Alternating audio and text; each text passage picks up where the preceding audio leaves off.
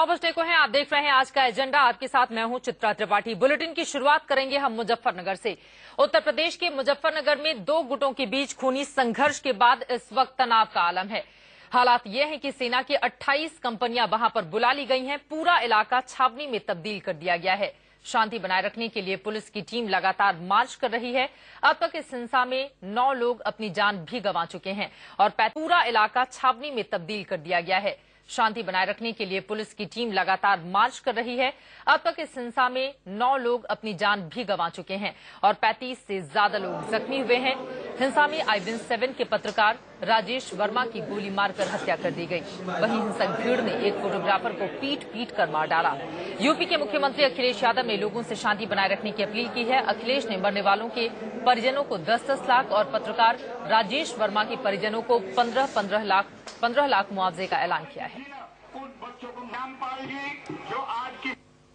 सभी वरिष्ठ अधिकारी और पूरे मुजफ्फरनगर में कैसे बेहतर हों और जहां सख्त कार्रवाई की जरूरत है सख्त कार्रवाई के लिए भी निर्देश हैं। कर्फ्यू भी लगा है और मेरी अपील होगी वहां के सभी लोगों से कि जहां शांति का माहौल बना रहना चाहिए, शांति का माहौल रहे, अफवाहों पे ज्यादा भरोसा न करें। और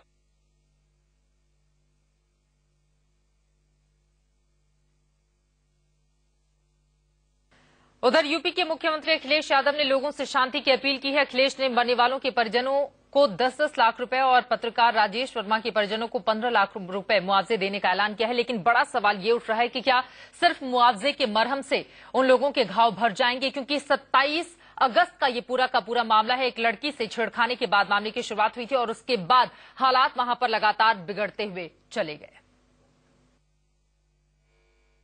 पत्रकार की मृत्यु हुई है, इसका लोगों को बहुत दुख है और इस पर हम संवेदना व्यक्त करते हैं। और हम लोग चाहते हैं कि जो भी लोग इस घटना के दोषी लोग हैं उन पर सख्ती के साथ कार्रवाई हो। और हमें ये कहना ये है आपसे कि जो लोग दोषी होंगे आप देखेंगे सब लोग गिरफ्तार होंगे और सब जेल के पीछे होंगे। जिस तरह से एक पत्रकार की आप निर्मम हत्या की जा रही है, देश का एक चौथा स्तंभ कहा जाता है इस लोकतंत्र का, वो जब सुरक्षित नहीं है आप समझिए तो आम जनता के क्या हाल होंगे आज की डेट में प्रदेश के। और जिस तरह से उसकी हत्या की गई है पत्रकार की बंधु की, और इसके ऊपर हमारे हिसाब से अखिलेश सरकार को जल्द से जल्द इसके ऊपर कोई ना कोई एक्शन लेना चाहिए और इसकी रोकथाम करनी चाहिए। जिस तरह से वहां पे चीजें बढ़ रही हैं और प्रदेश सरकार हर मोर्चे पे विफल होती दिख रही है। भारतीय जनता पार्टी मरे हुए लोगों के लिए 25-25 लाख मुआवजे की और पत्रकार की मृत्यु पर शोक संवेदना व्यक्त करते हुए अपने जितने भी लोग मरे उन पर 50 लाख रुपए की मांग करती है और सुरक्षा पर मजबूत वातावरण तैयार करे, वरना इस सरकार को सरकार में रहने का हक नहीं है। अभी तक जो है वो 6 लोगों के मरने की और 34 लोगों की जो है वो घायल होने की सूचना है। स्थिति में जो है 3 थाना क्षेत्रों में जो है जनपद मुजफ्फरनगर में कर्फ्यू लगाया गया है और देहात क्षेत्रों में जो है वो सघन गश्त जारी है और स्थिति तनावपूर्ण है लेकिन अभी नियंत्रण में है। स्थिति तनावपूर्ण है लेकिन नियंत्रण में है। आप सुन रहे थे यूपी के ADG law and order Arun Kumar को। विपिन हमारे संवाददाता इस वक्त जुड़ चुके हैं ज्यादा जानकारी लेकर। विपिन, सबसे पहले यही बताइए हालात अभी क्या बने हुए हैं? देखिए, मुजफ्फरनगर में सेना को तैनात कर दिया गया है। हालात अभी काबू में है, लेकिन ये बहुत बड़ी बात है कि जो दंगे होते हैं राज्य सरकार की किसी भी राज्य सरकार में या किसी भी सरकार में, उसमें अगर राज्य सरकार की पुलिस इन दंगों को काबू करने में नाकाम रहे और केंद्र की मदद मांगी जाए तो ये किसी भी सरकार के लिए बहुत बड़ा फेल्योर माना जाता है। पिछले 8 दिन में जो हुआ वो सरकार की नाक के तले हुआ। तमाम अधिकारी वहां पर मौजूद थे, उन अधिकारियों की मौजूदगी में हुआ, लेकिन सब लोग हाथ पर हाथ धरे बैठे। तो सबसे बड़ी नाकामी सरकार की है, इस प्रशासन की है जिसकी जिम्मेदारी वहां पर थी। और ये जरूरत अब इस बात की है कि ऐसे तमाम अधिकारियों को अखिलेश सरकार को बदलना चाहिए जिनकी जिम्मेदारी लॉ एंड ऑर्डर को संभालना था। और मुजफ्फरनगर में जो कुछ हुआ उसमें जिम्मेदार अधिकारियों पर गाज गिरनी चाहिए। जिम्मेदार अधिकारियों पर गाज गिरनी ही चाहिए, लेकिन सवाल अखिलेश सरकार के ऊपर भी पिछले 12 दिनों से आखिर अखिलेश यादव कर क्या रहे थे, क्योंकि हालात वहां पर इतने तनावपूर्ण हो गए कि 9 लोगों की अब तक जान चली गई और 35 से ज्यादा लोग अभी भी अपनी जिंदगी के लिए अस्पताल में संघर्ष कर रहे हैं और सेना की टुकड़ियों को वहां पर बुलाया गया है। खबरों में आगे बढ़ेंगे। उधर आज बीजेपी की सियासत का सुपर संडे है। अब से कुछ ही देर में दिल्ली में बीजेपी संघ की समन्वय बैठक शुरू होने वाली है। ये बैठक अगले 2 दिनों तक चलेगी। बैठक में 13 से ज्यादा संगठनों के करीब 65 कार्यकर्ता मौजूद रहेंगे, जिसमें मोदी समेत बीजेपी के 12 नेता शामिल होंगे। संघ प्रमुख मोहन भागवत कल इस बैठक में शामिल होंगे। पहले ये बैठक 4 और 5 सितंबर को होनी थी।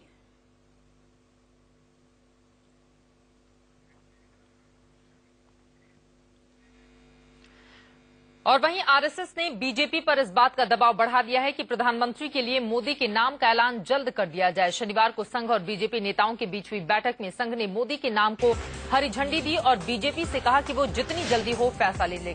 इसके बाद रात 10 बजे अचानक राजनाथ सिंह नरेंद्र मोदी को लेकर दिल्ली में संघ दफ्तर पहुंचे। संघ दफ्तर पर दोनों की मुलाकात सरसंघ के कार्यवाहक भैयाजी जोशी से हुई। लगभग 50 मिनट तक चली इस बैठक में सुरेश सोनी और दत्तात्रेय हौसबोले भी मौजूद रहे।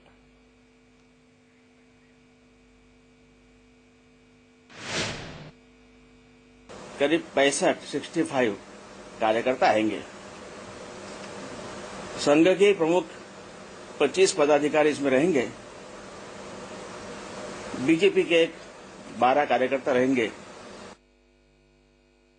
मिनिस्टर हैं नरेंद्र मोदी जी, क्या है वो सामने ही आप देख पा रहे हैं नरेंद्र मोदी को इस गाड़ी में। आपको बता दें कि बीती रात तकरीबन 10 बजे के आसपास की ये तस्वीरें हैं जब नरेंद्र मोदी राजनाथ सिंह मुलाकात करने के लिए गए हुए थे संघ के बड़े नेताओं से।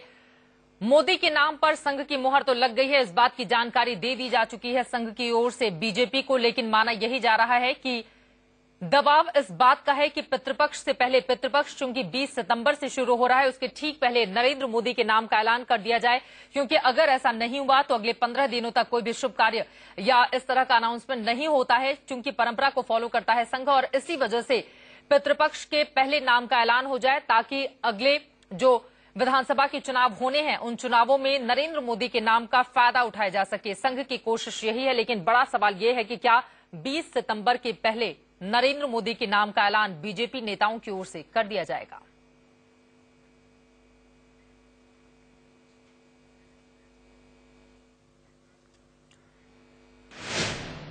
और वहीं शनिवार को छत्तीसगढ़ के अंबिकापुर में टेंट से बने लाल किले की प्राचीर से नरेंद्र मोदी ने ऐलाने जंग कर दिया। नरेंद्र मोदी ने विपक्षियों पर जमकर निशाना साधा। उन्होंने कहा कि दरअसल रुपए की हालत खराब होती हुई चली जा रही है। मनमोहन सिंह रुपए के डॉक्टर हैं, लेकिन रुपया अपनी जिंदगी के लिए अस्पताल में संघर्ष कर रहा है। रमन सिंह सरकार की जमकर तारीफ की और मनमोहन सिंह से तुलना करते हुए रमन सिंह को बेहतर सिंह बताया।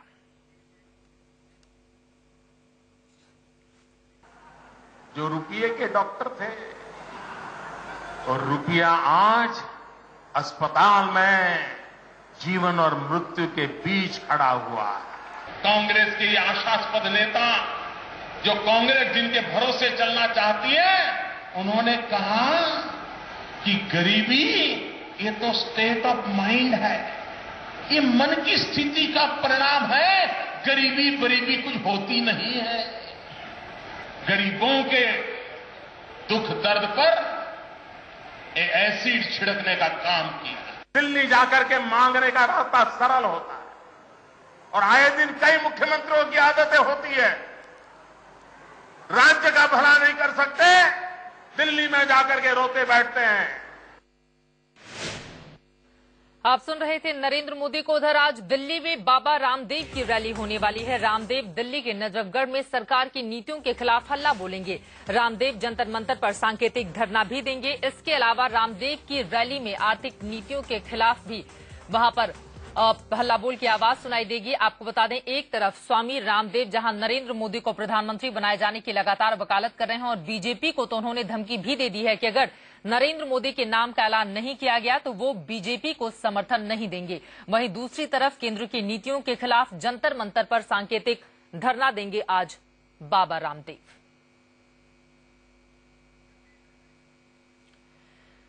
सीधे रुख करेंगे हम जंतर मंतर का ही, जहां से नेहा हमारी संवाददाता इस वक्त जुड़ चुकी है हमारे साथ। नेहा, किस तरह की तस्वीरें अभी वहां पर देखी जा रही हैं और ये सांकेतिक धरना शुरू कितने बजे से होगा? चित्रा, ये जो सांकेतिक धरना शुरू होने वाला है वो जंतर मंतर पर 3 बजे शुरू होने वाला है। इस वक्त मैं हूँ छावला गांव नजफगढ़ में, जहां पर रामदेव बाबा एक कार्यक्रम में सम्मिलित होने आ रहे हैं और यहाँ पे एक कार्यक्रम है जहां छावला गांव के सभी लोग सम्मिलित होने जा रहे हैं। ये कार्यक्रम 10 से 2 बजे तक चलेगा और इस 2 बजे के बाद रामदेव बाबा अपने समर्थकों के साथ, उनके जितने युवा समर्थक है उनके साथ कार और बाइक रैली निकालेंगे और वहां कार और बाइक से वो लोग 2 बजे यहाँ से जंतर मंतर के लिए प्रस्थान करेंगे और करीब 3 बजे जंतर मंतर पहुंचेंगे और वहां पे सांकेतिक धरना, वहां पे जो लोग इकट्ठा होंगे और यहाँ से जो लोग इकट्ठा होकर जाएंगे वहां पे सांकेतिक धरना 3 बजे शुरू होगी और 3 से 3:30 बजे के करीब बाबा रामदेव जंतर मंतर पे अपना संभाषण देंगे और सरकार को 21 नीतियों, सरकार के 21 नीतियों के खिलाफ ये सांकेतिक धरना है और उनकी काफी सारी आर्थिक नीतियों के खिलाफ ये जो धरना कर रहे हैं बाबा रामदेव। और इसी बीच इस धरने में वो साफ मोदी का भी समर्थन है, जैसा कि वो हर बार कर रहे हैं, आज भी वो मोदी के समर्थन में उतरेंगे। बिल्कुल, केंद्र सरकार के खिलाफ हल्ला बोल और नरेंद्र मोदी के समर्थन की कोशिशें लगातार जारी है। स्वामी रामदेव आज सांकेतिक धरना देने वाले हैं, इस खबर पर रहेगी हमारी नजर। उधर क्या प्रधानमंत्री 2014 के बाद रिटायर हो जाएंगे? G20 सम्मेलन से लौटते वक्त प्रधानमंत्री मनमोहन सिंह की ओर से इस तरह का बयान दिया गया है। प्रधानमंत्री ने यह भी संकेत दिया कि 2014 के बाद राहुल गांधी को सबसे बड़ी जिम्मेदारी सौंपी जा सकती है। प्रधानमंत्री की पहली बड़ी बात। –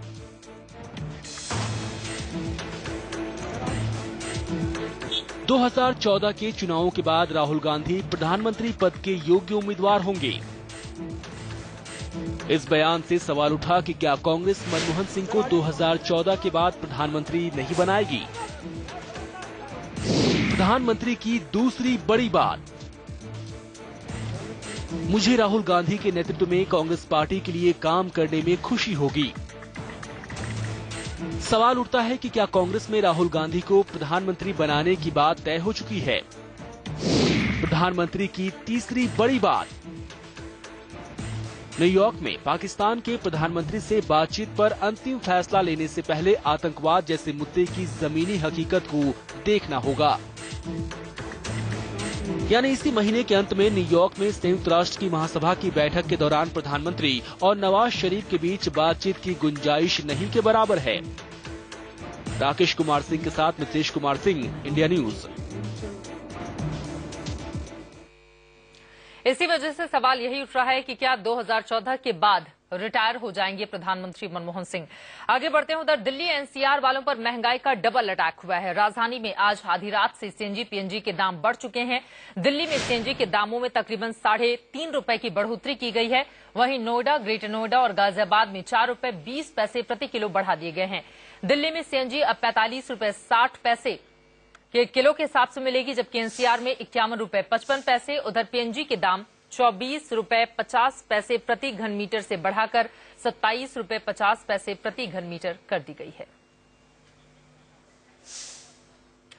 यहां पर हम आपको दिखा रहे हैं कि पहले और अब में किस तरह का अंतर हो गया है। दिल्ली और यूपी के ये आंकड़े हैं, जिसकी वजह से लोगों के ऊपर सीएनजी और पीएनजी के बढ़े हुए दामों के कारण महंगाई की एक और मार पड़ी है। पहले से ही महंगाई ने आम आदमी की जेब ढीली कर रखी है और अब सीएनजी और पीएनजी की कीमतों में हुई बढ़ोतरी ने लोगों की मुश्किलों को और ज्यादा बढ़ाकर रख दिया है।